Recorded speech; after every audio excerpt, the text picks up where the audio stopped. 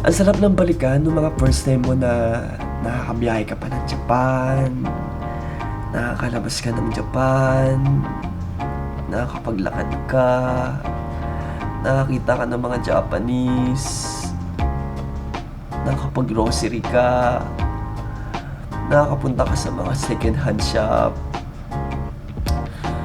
Ay.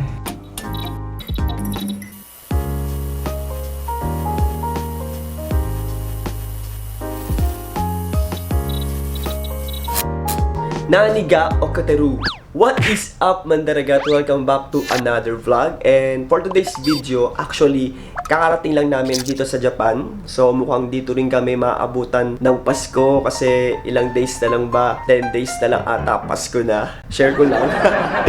So gusto ko lang ibahagi sa inyo guys kung ano ba yung mga new normal na nangyayari ngayon sa bawat seafarer sa mga port na napupuntahan nila. Actually, gusto ko rin i-share sa inyo na Japan din talaga yung pinaka best memorable country para sa akin. Kasi naman, nung first time kong magbarko, sa Japan kasi ako una talagang nakapag-shore leave. So, sobrang ang saya ko noon na hindi ko ina-expect na makakarating ako ng Japan ng libre lang. Makakasakay ako ng tren nila, makakakita ako ng mga Japanese. Kung dati parang sa mga anime ko lang nakikita, sa mga movies ko lang nakikita, pero nakatapak na pala ako sa bansang Japan. Nakakatawa kasi Japan talaga is best country para sa akin.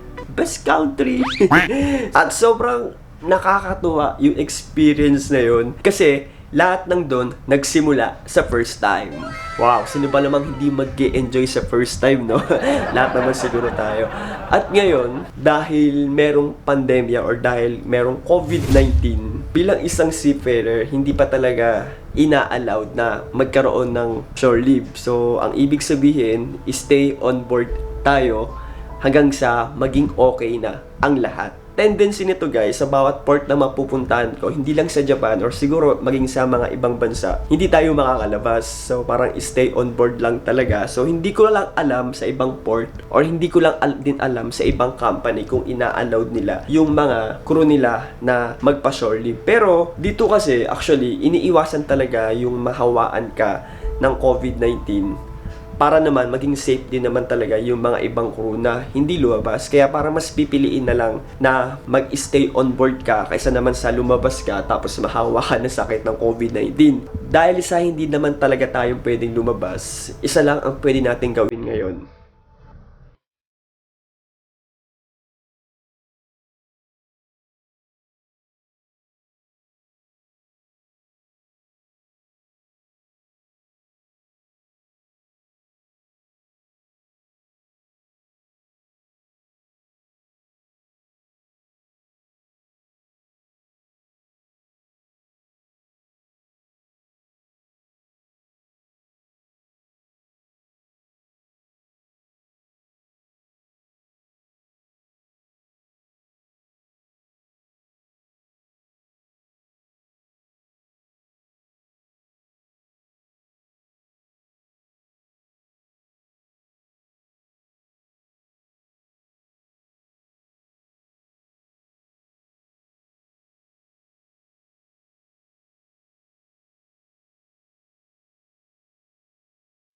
Isa sa mga nakakapag-relax sa akin dito sa pagbabarko ko, yung makapag-shore leave ako. Kasi feeling ko para ako nakapagbakasyon ng mahabang panahon. Yung tipong parang excited ako na makatapak ulit ng lupa, makakita ko ng ibang mukha naman. Kasi puro mukha lang ng crew mga nakikita ko talaga dito.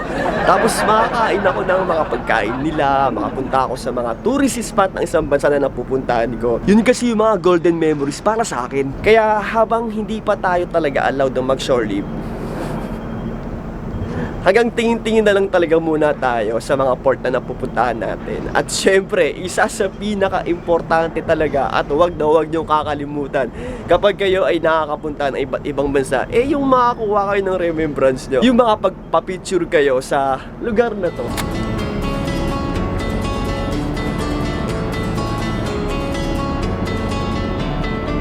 We are two wonders at dawn of the world full of war. Early sunrise, I gave promise. You said always, and we run and dance. I'm fine, you're in. I'm preaching you my church.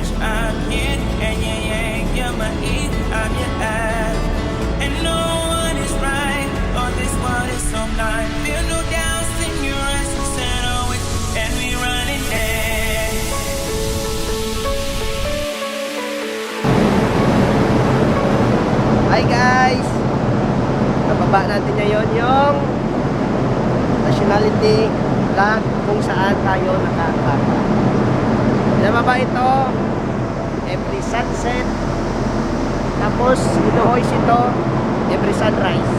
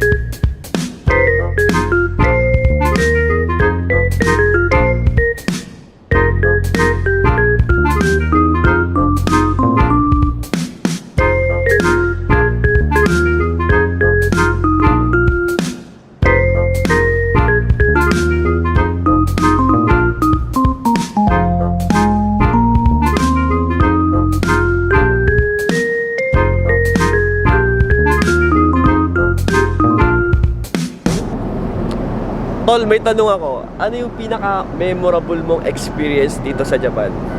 Memorable ko na experience dito sa Japan. Dito sa Japan. Nung yung nagbiyahe kami ng Kimitsu, doon banda malapit sa Yokohama. Tapos lumabas kami doon, nag-shore leave. Last year lang yun, doon nung nandun ako sa kapal ng barko na to. Lumabas kami doon, ang ganda ng lugar, ikot-ikot kami. Tapos yun, bili ng mga kailangan namin sa barko. Tapos konting kasiyahan, pasyal-pasyal. Punta sa mga department store, sa isang mall. Tapos bili ng mga appliances. Tapos last na ginawa namin, pumunta kami sa sa bahay ng isang Pinay na nakilala namin, yung nagserve sa amin. Wala ko ah? Inuman kasi yan. Alam, hindi kapit. Oh? Yeah. Yun lang, Tol. Maraming salamat. Pakailangan din ka na sa loob eh. Thank you.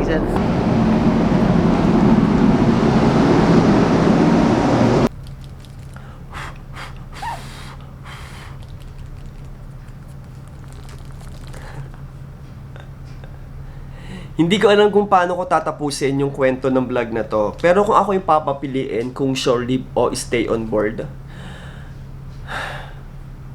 stay on board ako, syempre. Mas gusto ko nang maging safe kaysa naman sa lumabas ako, nag-enjoy ako at magkasakit ako. Kaya mas pipiling ko na lang na mag-stay on board na lang dito.